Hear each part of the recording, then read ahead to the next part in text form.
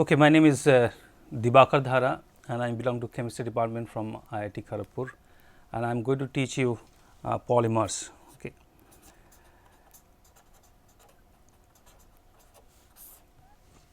Now, obviously, first thing you will ask me what are polymers. You will also ask me why should you study.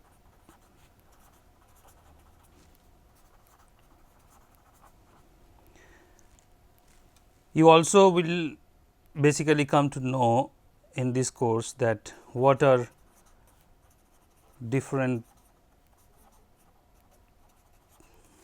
types of polymers, which basically we mean that classification of polymers, and how these polymers are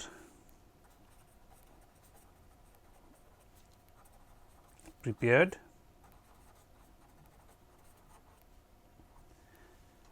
and we will also talk about some common examples of polymers and their applications. I will try to ask you questions and answer in between while teaching. Now, obviously, first question we will ask now that what are polymers. Now, when you attend school and you are in classroom, for example, and say you are in different benches. Now, if I ask you just that those who are belonging to a single bench, you just join your hands. So, each bench will form a chain of you. Okay. So, basically you will be connected by your hands, joining your hands, and if we imagine in this case that you are units, one units, then when you join and form a chain, we can imagine those are many of you, or we call this as a polymer molecule. Of course, in this case in a bench you will be 5, 6, 10. So, this is not true sense a polymers. In case of polymers, we talk about hundreds of molecules are joined together using covalent bonds. Of course, by this example you also will know that each units in these polymers, which we will call monomers, they must have two hands, basically two functionalities, which means that they should be able to form covalent bond from two sides. So, at least each monomer unit or the units from which polymers are made, they must have two functionality. So, if I just put it in pictorial form, if I just write this as a unit, monomeric unit, and then if I join these units one after one using covalent bond, the term covalent bond must be noted. Unless these are not joined by covalent bonds, we will not call this as polymers. Okay. Now, in this case we have single units which are joined together. You can also think of joining different type of units, like if I put a different color objects in between.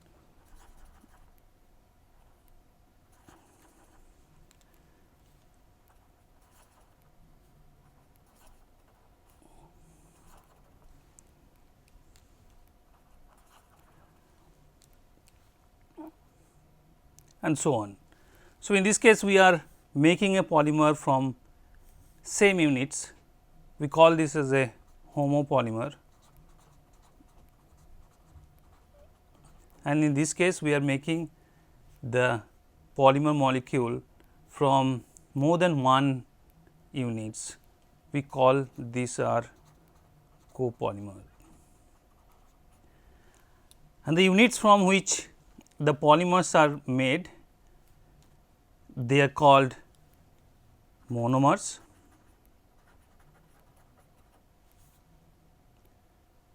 and when they are in polymer molecules chain, these are called repeat units. Okay. So, these are called repeat units, which are very close to the monomers. Sometimes it is just the monomers are added, and sometimes there will be some slight difference between the repeating units and monomers. We will see some examples. For example, I will talk about this monomer.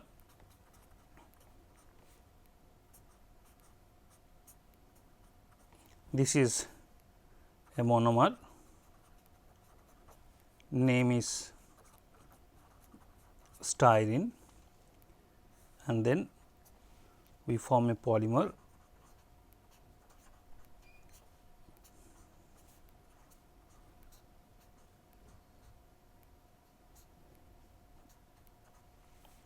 This is a polymer and the name would be polystyrene. Now, this N, which is basically the number of repeating units this polymer contains,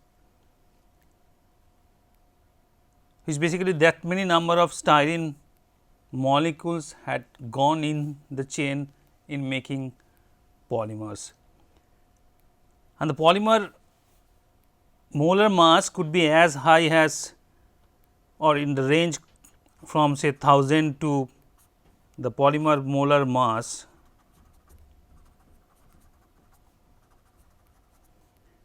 could be 1000 to say 10 lakhs gram per mole,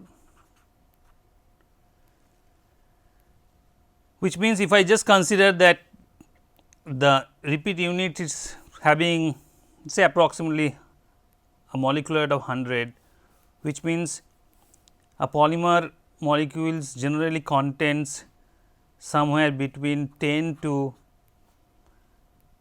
10,000 number of repeating units.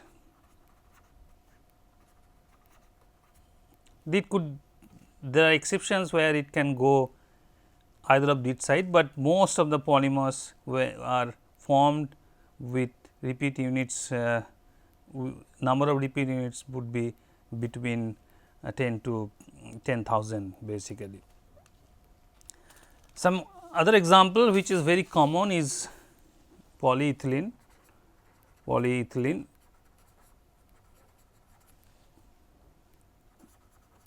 So, you have ethylene, the monomer,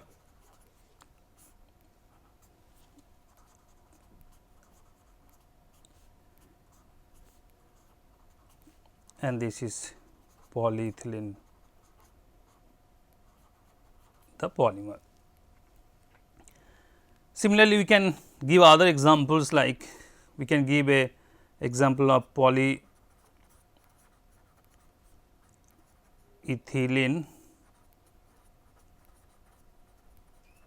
terephthalate, which is in short called PET. You probably know lots of advertisement where they are saying that it is made of a PET bottles.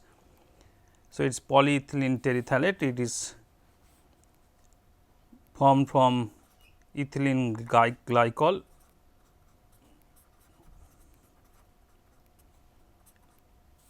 So, this is ethylene glycol plus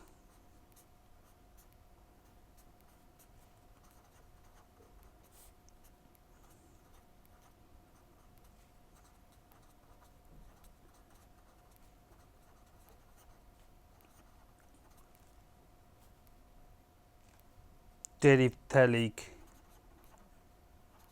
acid. This forms a polymer which will have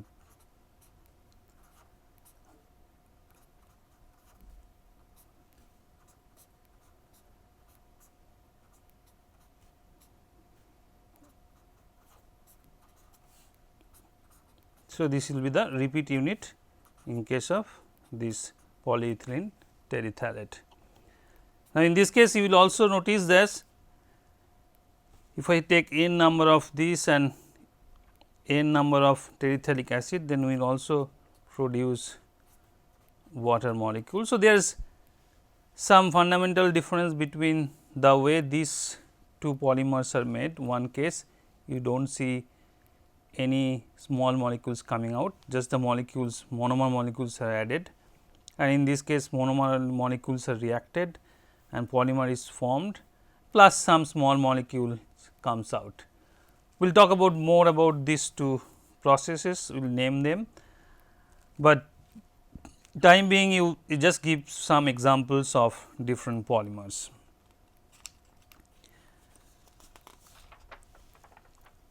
Now, next question we had framed that why should we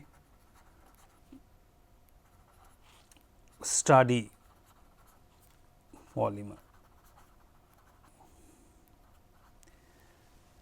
Obviously, polymers are basically nowadays is very common, when you just think about life without polymers, that is practically impossible. You imagine what you do at the morning when you get up. First thing what you do, you take a toothbrush and start brushing, and the toothbrush is made up of plastics or polymers.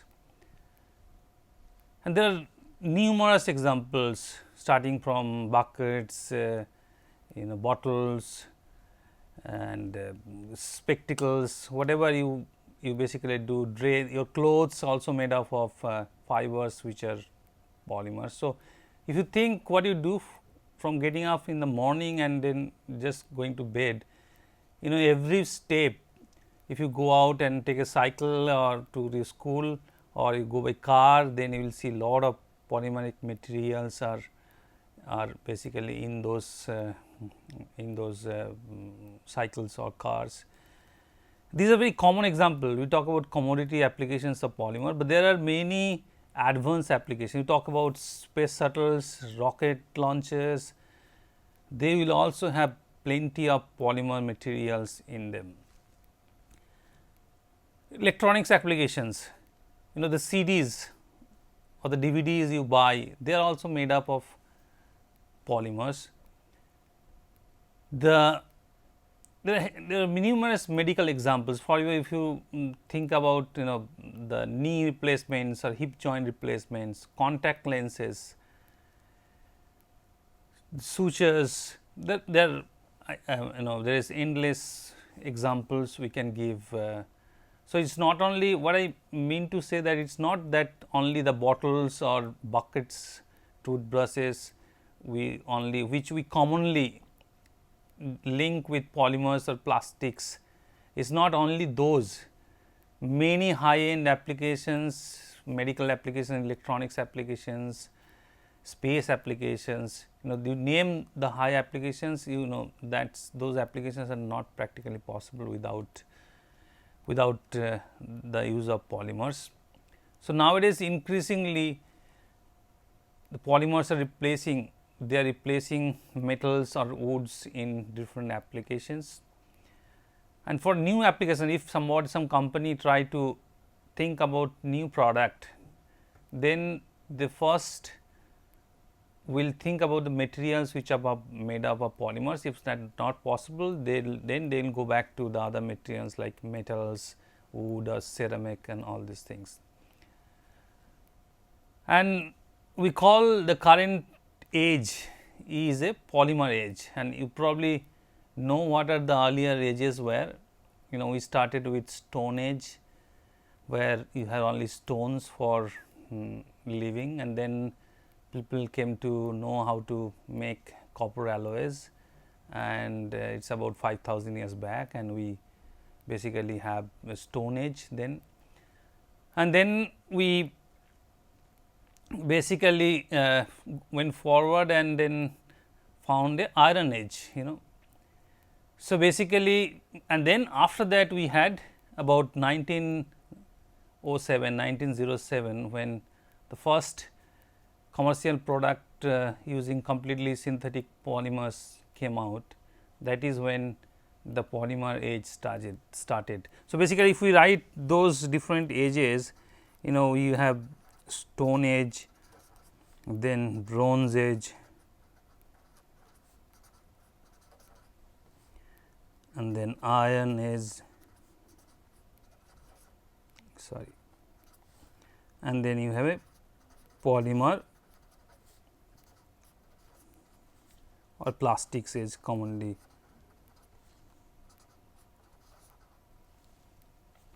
So, with time we are moving from, and currently we are in this age. Now, what is the unique thing about polymers, which basically making the polymer molecules so much useful? There are very excellent properties in polymers. I will just try to note down few of them. So, basically why polymers is very much advantageous compared to other materials available is basically the foremost is it is lightweight, which means it has excellent strength to weight ratio, which means you can, if you want to make a product, you probably get equal strength of that product by using much lower weight comparative to a metallic substance or metallic compound substance or a wooden substance. And so, this is one of the most prime advantage. So, nowadays we are moving towards light, so that we can, like in cars we are moving to lightweight vehicles. Second is design flexibility.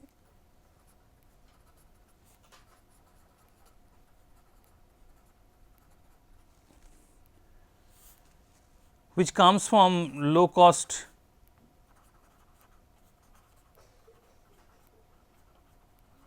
processing with high freedom of design and styling. Plastics gives you lot of freedom in terms of processing. You can process basically easily, quite cost effective way, and also you can design any materials, any different complex shapes, which is not possible for other materials like metals and ceramics. So, plastics gives you this design flexibility, which is which gives the advantage in case of polymers. Polymers are in general thermal and electrical insulator,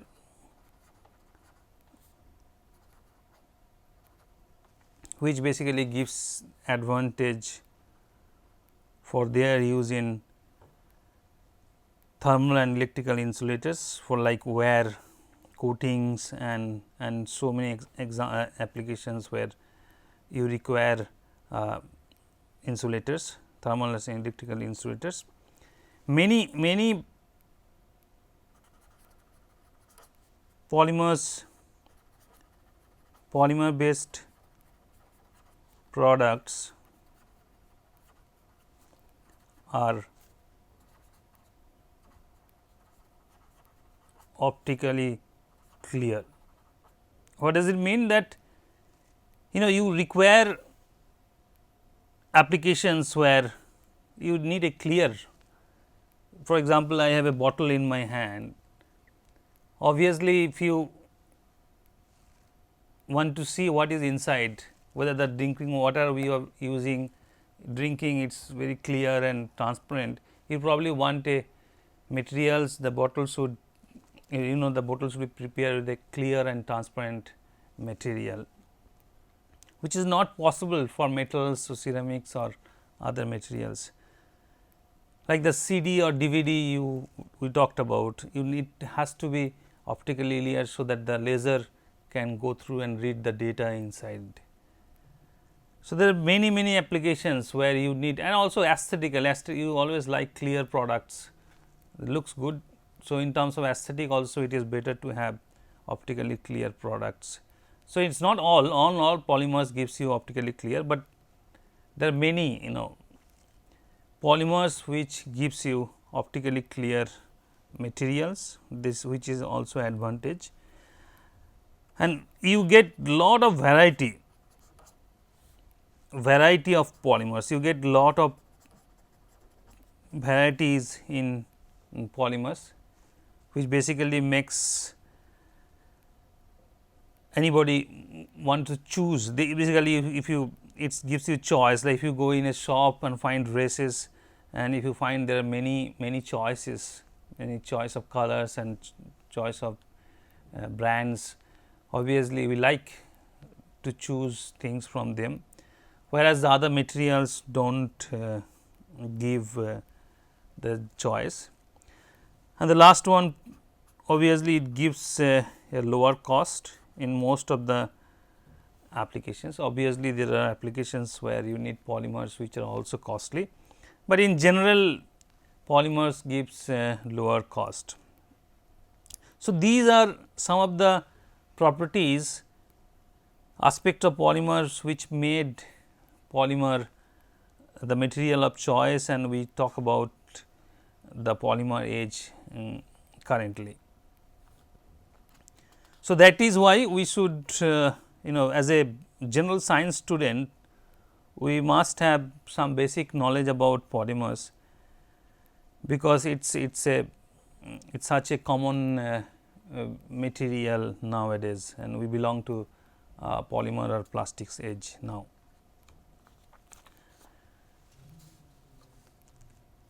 We will also talk about, you know, polymer cycle. Now, I have just told you in beginning that we start with monomer, and what we do? We do convert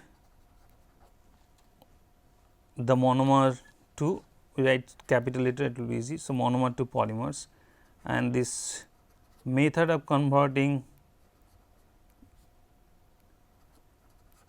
monomers to polymers is called polymerization or polymerization reaction. Once the polymers are produced, you know, they can be in, depending upon what is the condition, they could be in solution. So, from which you can isolate the polymer and make polymer powder, or you can have this as such, you know, in bulk, which means you have the neat polymer in hand. So, no solvent was used. So, you get from directly from monomer to polymer by this reaction. Okay. Now, next, when you have the polymers in your hand, there are some applications where you use polymers as a one of the ingredients, like in detergents, medicines, paints, where you have polymers are added as one of the components. So, you can use these polymers which are you obtain by this post polymerization. So, you can add, and in you can just have application. In this case, polymers are one of the ingredients of the product. Like just example, I said detergents, paints, medicines and so on. Most cases the polymers are used where most of the products is made up of polymers, but it is not 100%. So, basically what is done in the next step, polymers are taken and processed in first step. So, you get a intermediate products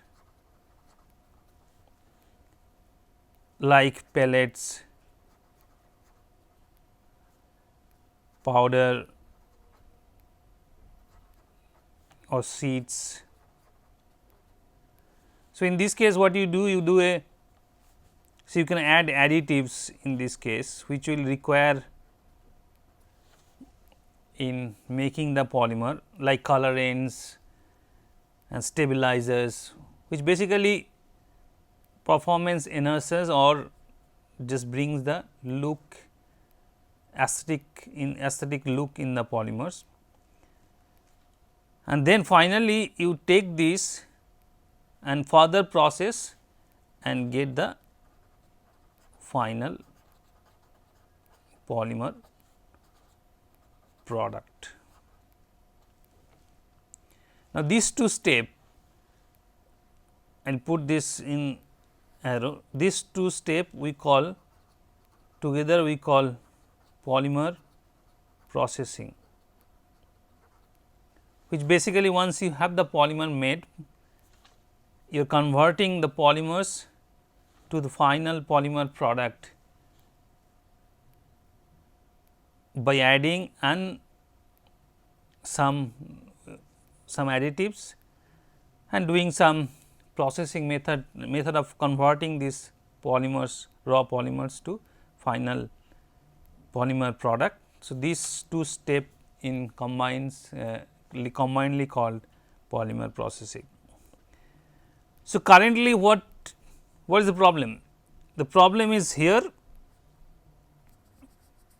and problem is here. Where from do you get the monomers? Most cases you get the monomers from petroleum products. So, basically crude oil, or anotherly we can say fossil fuel, which is not renewable. Basically with time we are depleting the source of fossil fuel. So, with time if we do not come up with alternate methods to generate monomers from which polymers can be made, we will be in trouble, that we will probably go out of stock of making monomers, this fossil fuel. The small number of monomers can be made also from renewable resources, like say if you talk about some food materials or which are not used for eating application, for eating, it can be used for generate, some process can generate some monomers, but that probably is the very small fraction of monomers are made from renewable resources. So, now one of the present focus of research is how to get monomers from renewable resources, which means that we get monomers from a source which we can basically regenerate. The other problem, as I said, that the disposal of this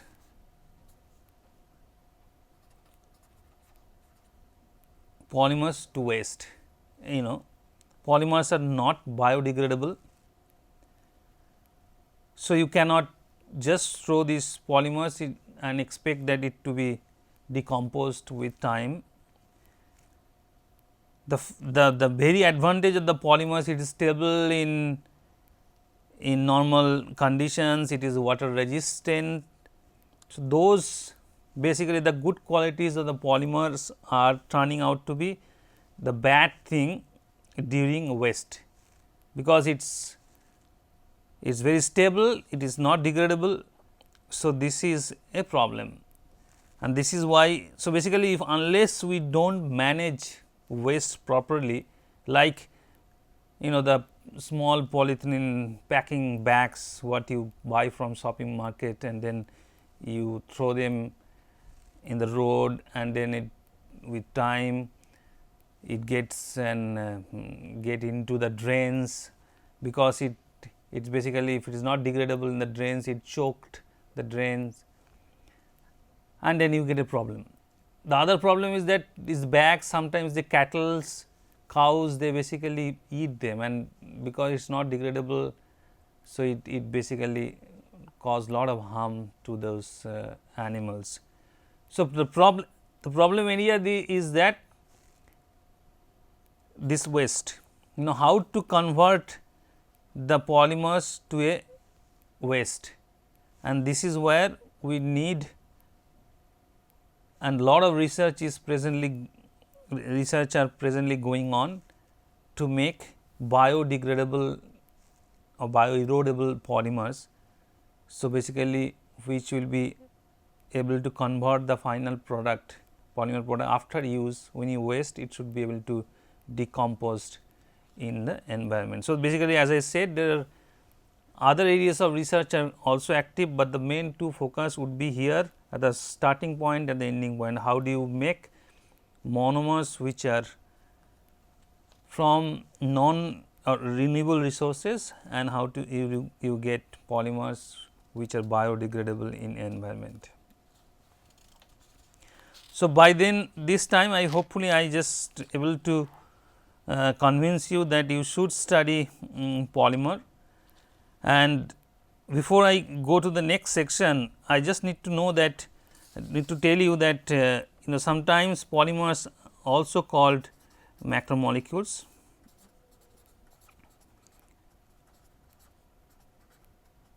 These are synonymous.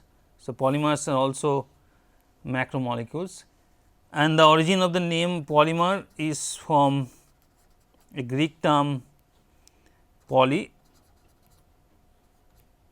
plus mer, which means many, and this means units. So, by this time you are aware that polymers are made from monomers, which are called units or repeat units when they form a polymer chain. So, a polymer is consist of many units, okay, and the units derived from monomer molecules. Now, we will go and basically study different types of polymers, different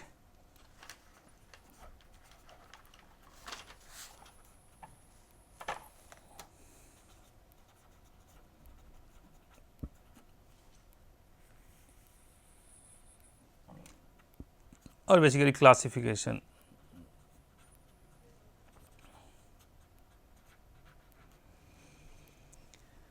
Now, there are many ways you can classify polymers, and the first one would be based on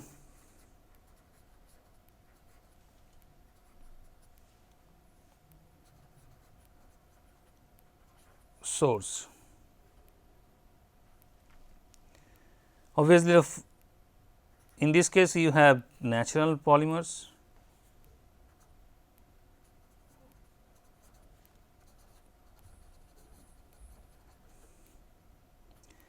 examples would be proteins. All our body is made up of proteins. We have nucleic acids,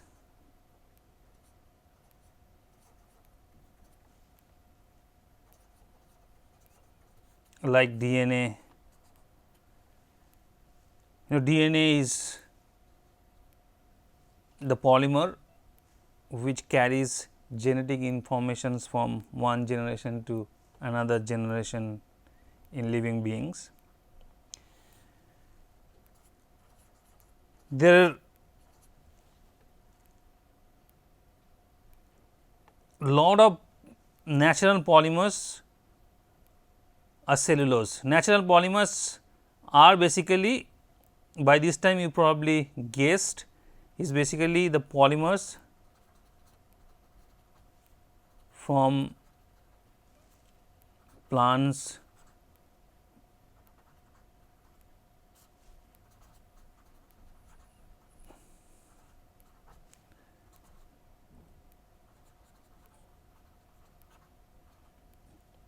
So, basically the polymers which are obtained from plants or animals.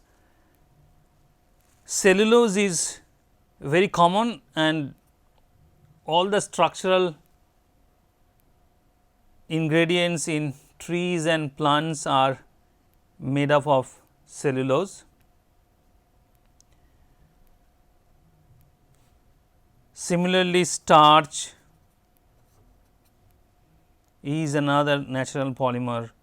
We can think about wool, cotton, silk.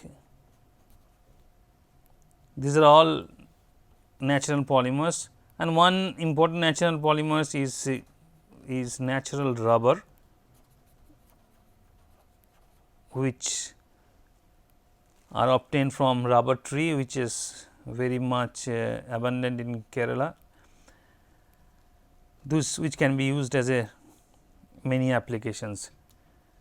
So, this is the first example. When you differentiating or classifying polymers based on sources, the first type is natural polymers. Again, the natural polymers are the polymers which are obtained from plants or animals or living resources. Second example or second type is obviously natural, and then second would be synthetic. Synthetic polymers, obviously as the name suggests, synthetic polymers are the polymers that are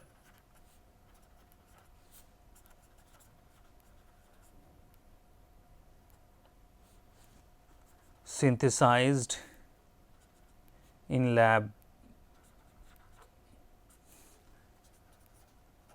or say plants, reactor plants I am talking about. This is not the tree plants, that plant, this is the the reactors and those plants. Example would be like plastics,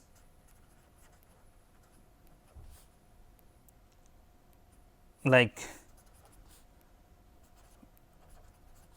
polyethylene, synthetic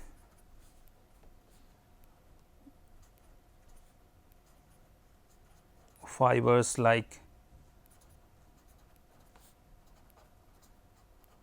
nylon 66, synthetic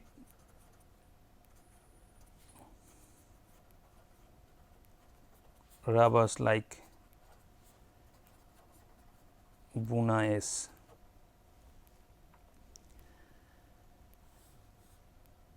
The third type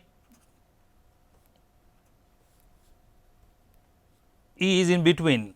So, we had completely natural polymers, synthetic polymers, and the third would be semi synthetic polymers.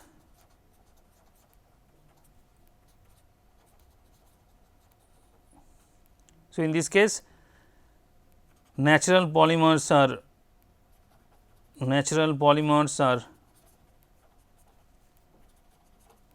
chemically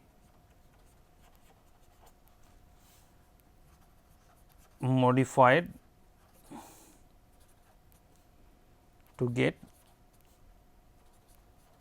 useful polymers. So, in this case basically you are mixing a natural thing, taking a natural polymer and then doing some reactions in the lab or in a plant to get a useful polymers. For example, it would be cellulose acetate. Basically, you take cellulose and do a chemical reaction, and this is rayon. Other example would be cellulose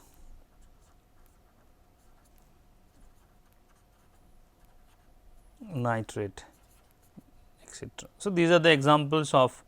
So, we talked about natural polymers and then synthetic polymers and then semi synthetic polymers.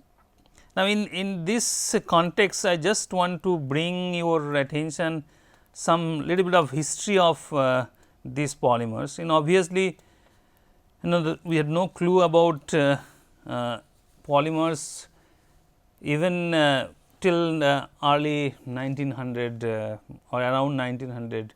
Before that, we have no clue, or we couldn't identify the what is a polymer. As early as 1861, British scientist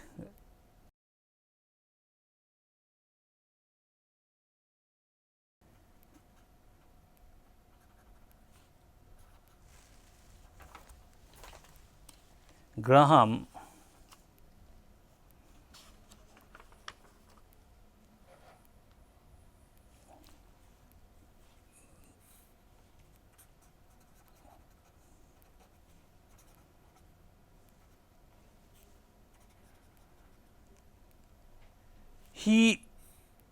he basically was trying to dissolve some of the polymers, some of the organic compounds in solvent and filter it out. So, he found that cellulose, it dissolved and in a solvent and found that cellulose was not completely going through even the finest filters without leaving some gummy residues. So, basically he named, it was like glue, it was like a so he thought it's something like glue and named that in that time he named as colloids.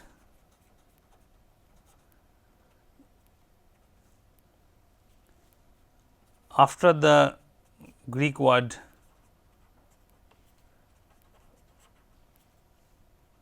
kolla, which is meaning glue in Greek. So, this was the first time somebody noticed that there is something sort of a molecules which dissolves, but do not pass through filter papers. Even and in around 1870, when American inventor John Wesley Hyatt, he basically first chemically modified cellulose and then reacted. Basically, he chemically modified cellulose to form cellulose nitrate and reacted with camphor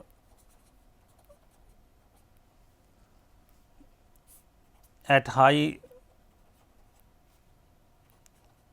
temperature and high pressure. You get a material called celluloid. You probably heard this term celluloid. This is the material which was used to record movies silent, the old silent movies. That is why you probably heard the term celluloid. That was the first, basically it was the first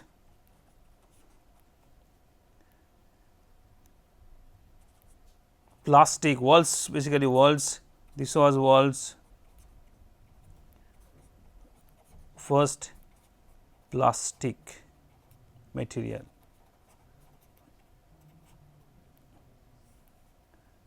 Now, just note the term plastics we are using in this case. The plastic means the term plastics is from a Greek word called plastikos,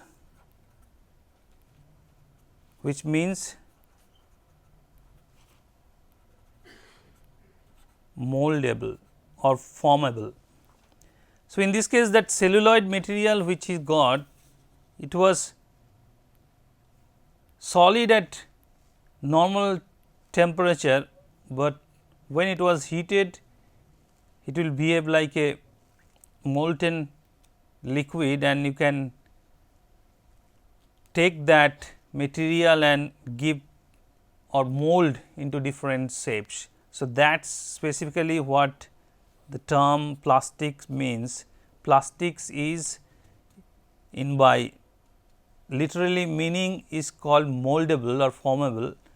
So, a polymer material, polymers which can be softened and given at different shapes or mold into different shapes, and which can be reversible. So, if you so basically you can do it many times, this cycle is called plastics.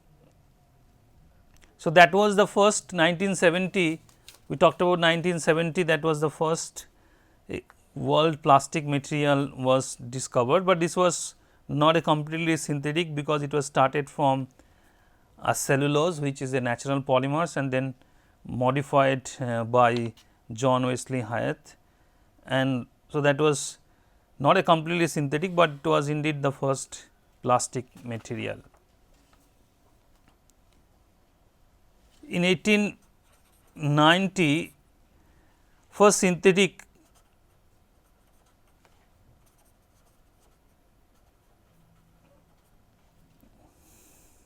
or semi synthetic, you can say, textile fiber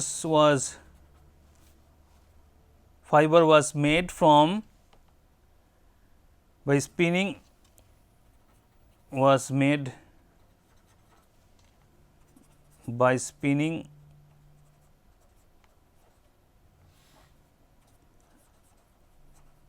cellulose nitrate.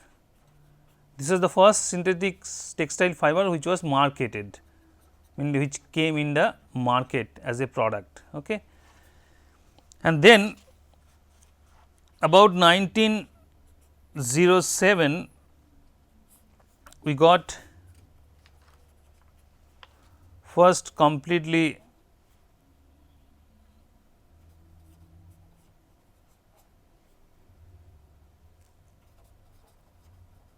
synthetic polymer product was introduced in the market by Leo Hendrik Bakeland, and the name of the product was bakelite, and which was formed from phenol plus formaldehyde. Okay, so this was formed. So, this is the first completely synthetic polymer products which was introduced in the market. There was previously, probably it was reported in the literature that this can be observed, that it was observed by scientist named German scientist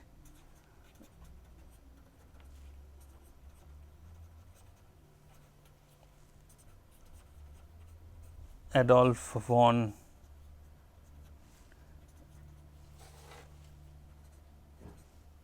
Baer, that if you mixing phenol, by mixing phenol the normal disinfectant plus formaldehyde,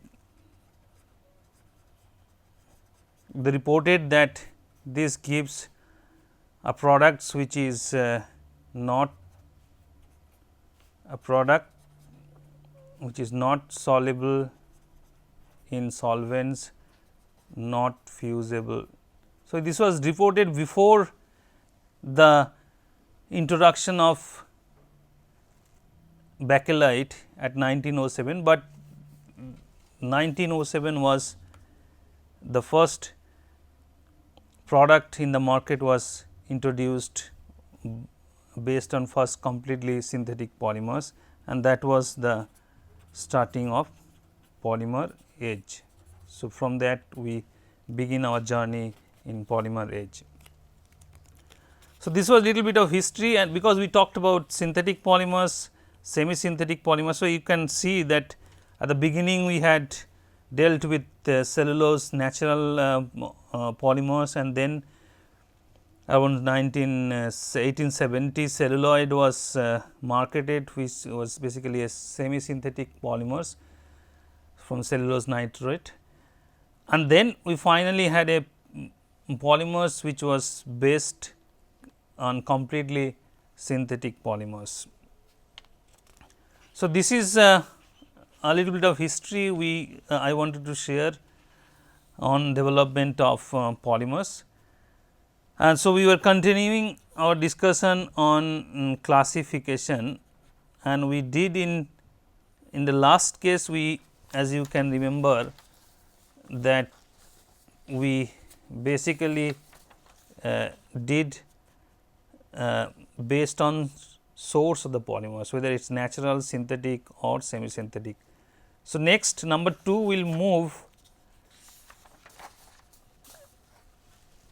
classification is based on structure.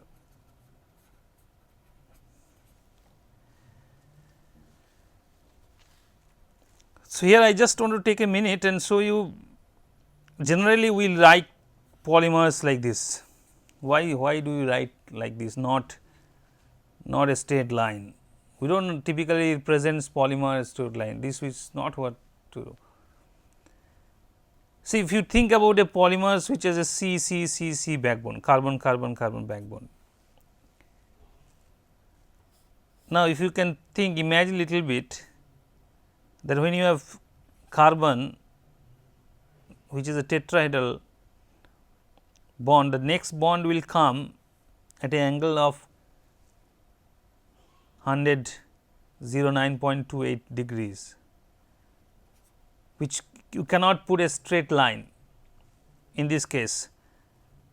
Obviously, this is a straight line, but the third one, when you talk about the third one, again you have to put an angle of 109.28 degrees, not a linear, not a 180 degree. Okay.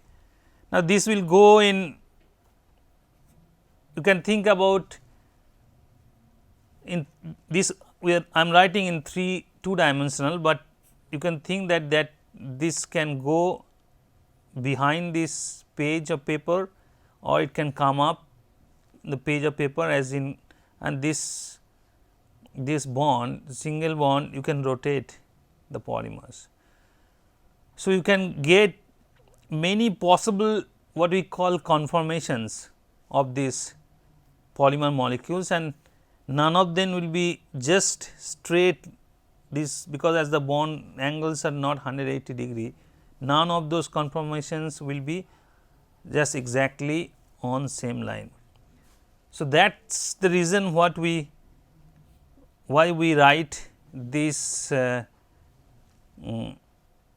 as structures like this, somewhere like this, not as I said line. With this introduction, we can now classify the polymers based on structures as linear polymers, which basically chain of polymers with no branching. So, that A. Second is branched polymer. Now, in case of branched, you can have three types. One, you can have short branches. I can use some other color. So, these are short branched.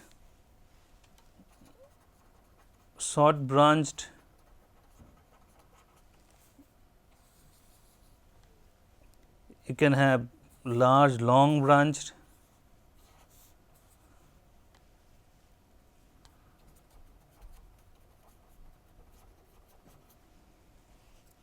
or third type you can have, sorry, the colors, I should have used the other color. These are the branched, which are further branched. So, these are called hyper branch, where there are branches from the branches. So, we can have a short branched, we can have long branched, and we can also have hyper branched polymers. And the third in this category would be cross linked or networked polymers. In this case, the chains you have many chains.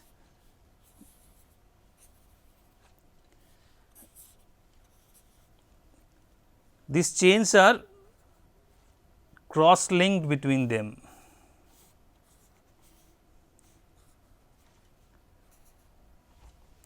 And if the cross link is slightly, so basically you have different regions of cross link, then we can just call lightly cross linked polymers. And when the cross link is such extent that all the chains are now connected, like the example here I have shown, all the chains, these violet color chains, they are all connected through some covalent linkage between the chains, which are shown in black here. So, I can put many other chains here and put some black. So, in this case basically you have a joint polymers. So, basically all the polymers are connected, and because they are connected, they basically form a single polymer, which have a giant, very high molecular weight. So, we call a giant polymer, and this is called network polymer or highly cross linked polymers. So, with this what I will stop in this class, and in the next class I will continue my discussion on classification. So, basically we did start about polymer classifications, and we talked about polymers classification based on source, and we talked about based on structures, and we will continue in the next class what are the other classifications which we can differentiate the polymer molecules. Okay. See you in the next class.